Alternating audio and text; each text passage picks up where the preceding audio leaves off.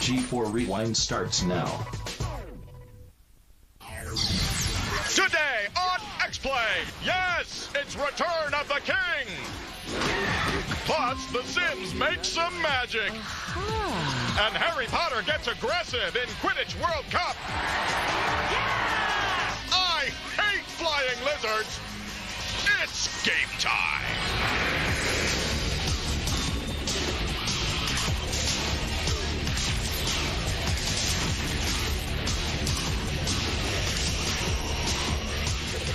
Setting a poor example for America's youth, it's Adam Sessler and Morgan Webb. Well, at least we're setting an example. I know. Welcome to X-Play. Today, we have Lord of the Rings, Aragorn, Legolas, cute hobbits. And we have a Harry Potter game. Slytherin, Hogwarts, and Quidditch. And a game about fighting Nazis in World War II. Not a fantasy game. Historically accurate. But wouldn't World War II be better with hobbits and dragons? Perhaps. No. Yes, we also have the Teenage Mutant Ninja Turtles. And the Sims expansion pack, Dwendal expansion packs. It's magic. Oh, those are nice jazz hands. Thank you. But we're going to get it all started with EA's Return of the King hack and slash. Yes, and if you love the movie like I love the movie, you will want to play this set. See, it has Gandalf and Samwise. Right, it's all in the review. Let him watch it. Oh, but it has Gimli also, and it has a photo. It has... But a wizard is never late, nor is he early. He arrives precisely when he needs to.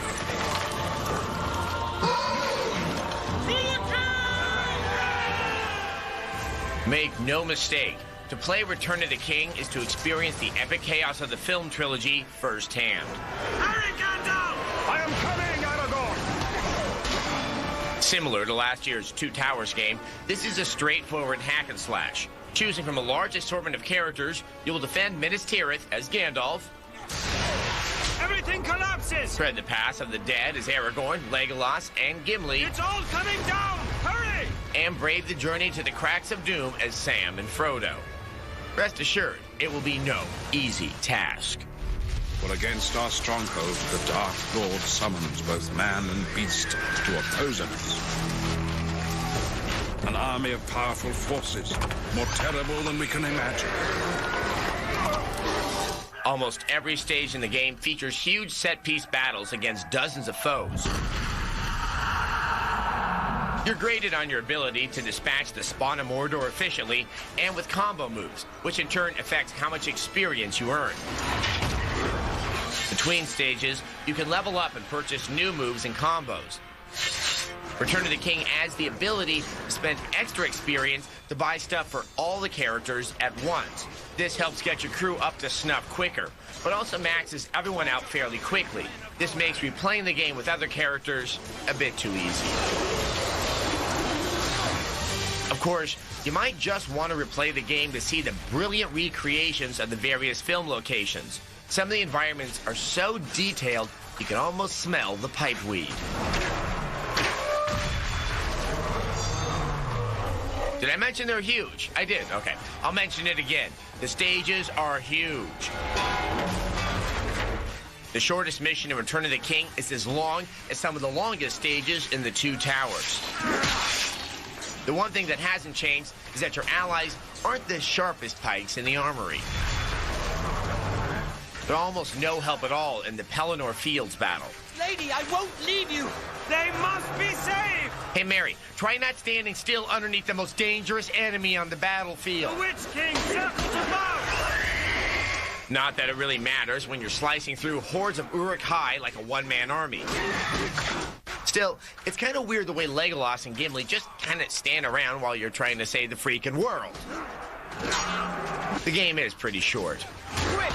We have to get through this as fast as we can! You can blaze through all the missions in about the same amount of time it takes to watch the actual movie. Still, bonus features and secret characters lend some replay value.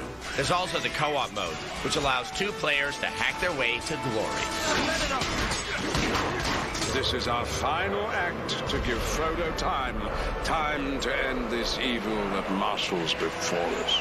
Return of the King manages to push past its flaws to deliver an epic and satisfying experience. Any fan of the films will love it. A 4 out of 5.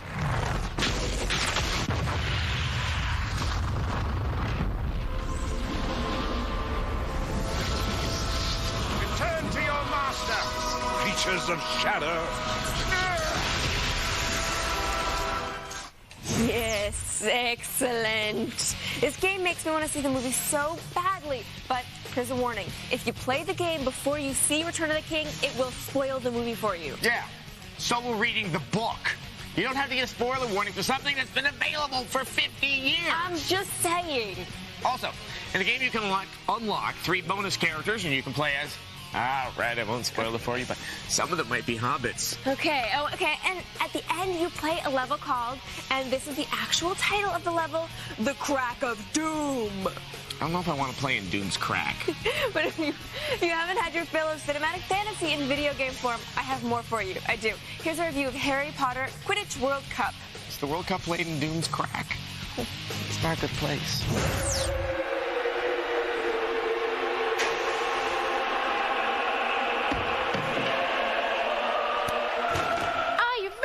Some Quidditch!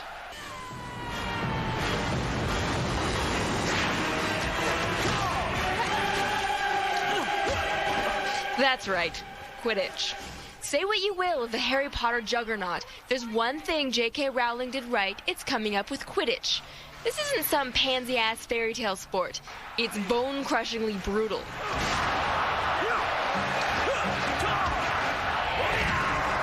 If you haven't yet been inducted into the cult of Harry Potter, here's the deal. 2 teams of 7 square off on an oval Quidditch pitch. 3 chasers try to gain possession of the quaffle and toss it through one of the 3 rings for 10 points. Meanwhile, the 2 beaters try to whack the bludgers onto the other team. At the same time, the seeker is keeping an eye out for the golden snitch. Catching the snitch ends the game, awards your team 150 points, and renders the events of the rest of the match largely pointless. At the start, you can play as any of the 4 Hogwarts houses. The problem here is that the matches are way too easy. While playing through the house matches, we only got scored on once. Hufflepuffs. Stupid. Once you've slogged through and won the House Cup, you can move on to the World Cup. The bad news, Harry Potter is relegated to the sidelines. France ties things up. The good news, the game actually gets challenging here. Playing Quidditch turns out to be surprisingly straightforward. The developer took a game with absurd rules and somehow managed to make it play well in a video game form. Usually, you're guiding your chasers around either with the quaffle or in an attempt to tackle the one who's in possession. After a length of time determined by your skill on the pitch, the golden snitch will appear, triggering the final play of the game, the snitch chase. She's grabbed it! I will not forget this beautiful World Cup! The problem here is with the combo and special move controls. There are a lot of moves, but it's unclear if there's any advantage to using one move over another. Worse yet, it's hard to know how to do the exact move you want. This leaves the game feeling a bit shallow. But that doesn't mean this game sucks. Far from it. This is a very nice sports title that captures the essence of Quidditch. Harry Potter fans should snap this game up, and some skeptical gamers will find something to like here as well. XPlay gives Quidditch World Cup a 3 out of 5.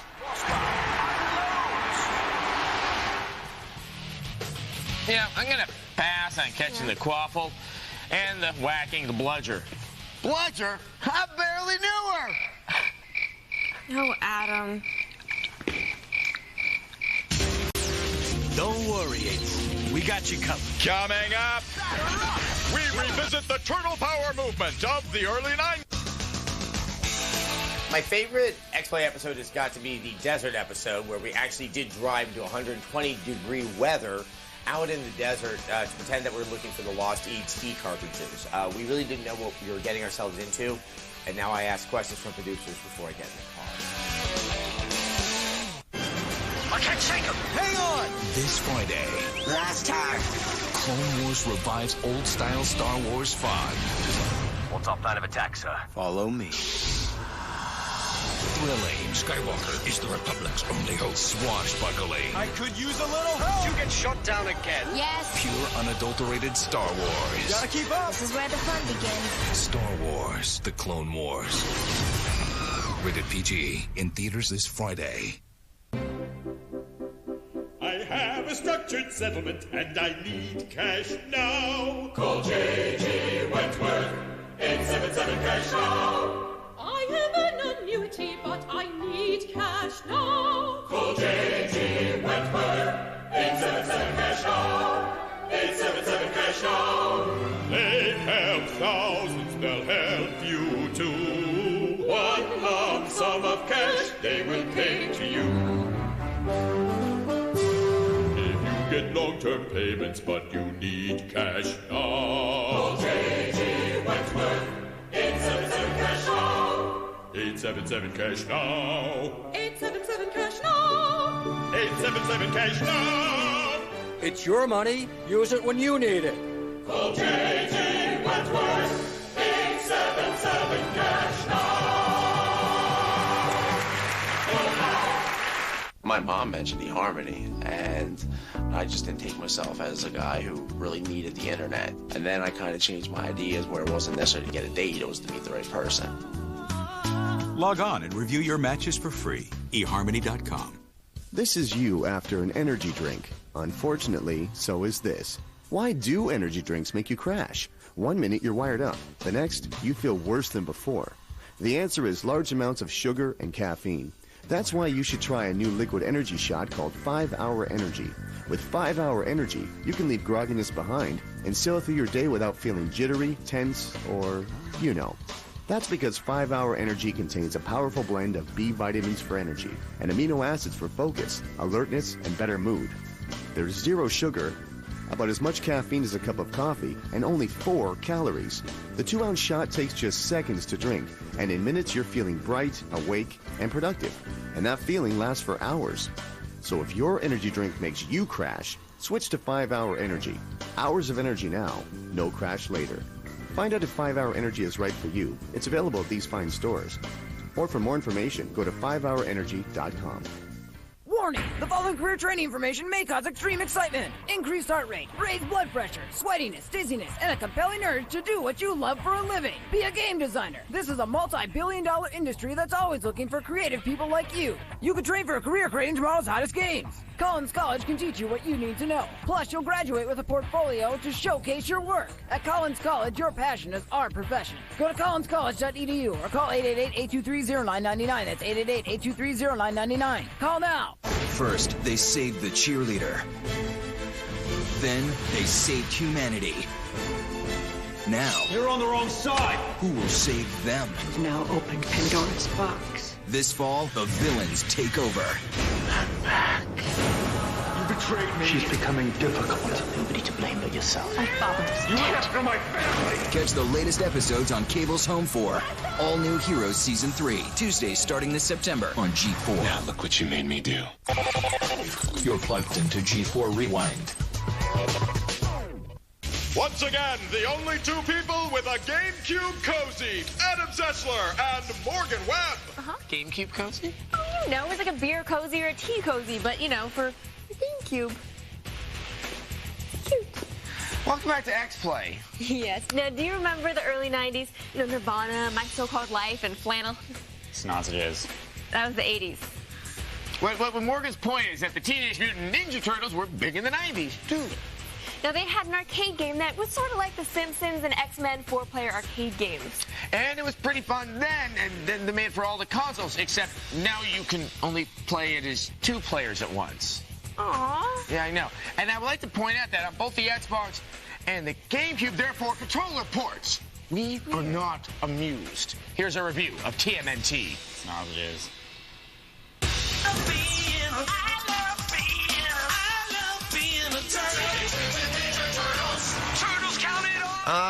Yes, memory lane. You all remember the Turtles, don't you? So happy together.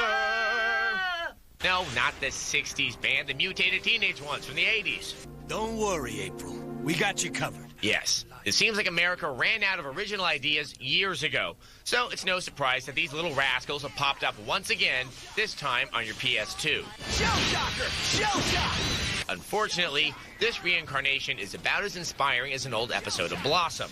Now, how come no one has come up with that game idea? Whoa! Teenage Mutant Ninja Turtles is the perfect example of a licensed game that focuses too much on visuals and marketing power and not enough on actual gameplay. Even by side-scrolling basher standards, the gameplay here is weak and uninspired. The lack of complexity in the fighting system, combined with the lack of variation in the action itself, leads to a game that, despite being gorgeous, is still a total snooze. What? Shh. This game takes the new cartoon series and uses it as a jumping point to string together its series of thug-filled levels. Now, despite all the bad things that we have said thus far, the graphics are, without a doubt, stunning. The cartoony images are bold, bright, and colorful, and Turtles is definitely one of the best uses of this recently overused graphic technique we've seen. The voice acting and sound effects ain't bad either. Help me, please! Overall, the presentation is the greatest part of the game. It's a shame that the rest of the design can't follow suit. The levels move through various parts of the city, and while they look terrific, these stomping grounds suffer from an incredible lack of things to interact with. Hey, dude, you're making me look bad. Keeping in line with the lack of interaction in the levels is the lack of interaction in the Turtles. Are those guys ninjas? The gameplay is comprised entirely of repetitive bashing, with virtually no strategy, no depth, and no technique at all. Worse, however, it's just really boring. To add to the shell-shock grievances, the game only supports 2 players. Considering the arcade game from 1989 supports 4 players, this is inexcusable. Sorry! X-Play gives Teenage Mutant Ninja Turtles a 2 out of 5. Today, we turn our focus to The Sims, those little people we've been micromanaging since the year 2000. And we've covered their expansion packs, their nonsensical language, and we taught you how to kill them in horrible, horrible ways. And now the final Sims expansion pack has come out, and this one lets you do everything you could possibly want. This is the last chance you have to mess with your Sims in a 2D world, because when The Sims 2 comes out next year, everything will be in 3D and made of glorious polygons. So until then, why not go crazy in the final expansion pack? Here's our review of Sims Making Magic. Sims-like, this franchise has been around for a while. Dating Sims, Skins for Sims, and Sims Live and Large have been whining, sleeping, and dancing their way into our collective consciousness for years now. Making Magic pretty much lets the Sims do whatever the hell they want. Not with ease, mind you. But with a magic wand, there's a lot you can accomplish. This time around, you'll visit a variety of ethereal locales, where the locals are busy kibitzing about them thar shades, spirits, and potions. You're just an average Sim starting out, trying to make your magic bones.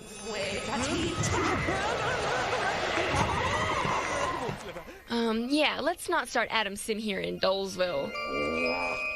Yeah, baby, that's what we're talking about. You'll have to feed him, change him, and get him with somebody regularly, or he'll start whining like a kid on the Neverland Ranch roller coaster. Hey, looky here! There's a hole in the ground. These are the portals to Makin Magic's all-new mystical realms. Once in residence, you'll witness strange behavior, partake in odd potables, and witness wacky magic acts.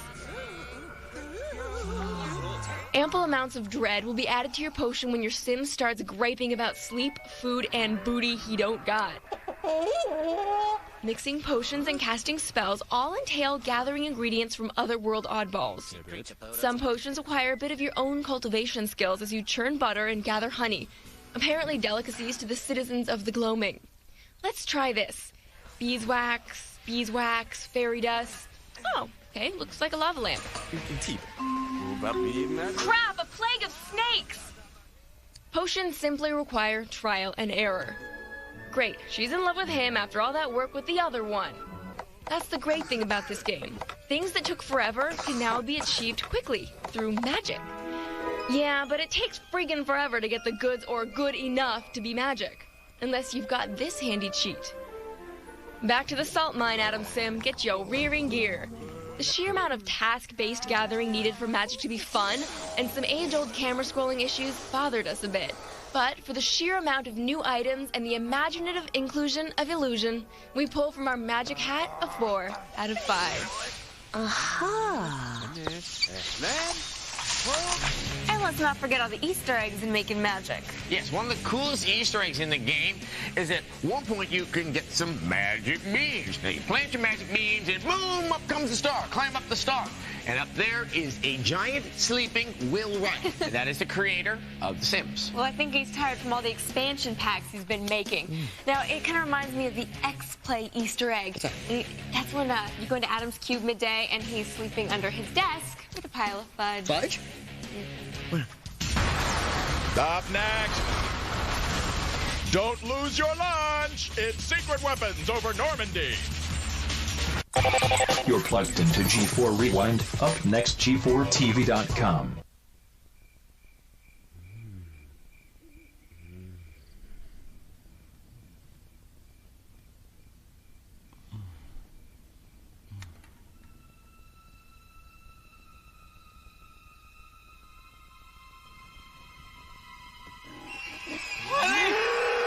Stop it! I never said we were exclusive. New cheesy bacon tender crisp. Chicken so good you'll cheat on beef. Only at BK.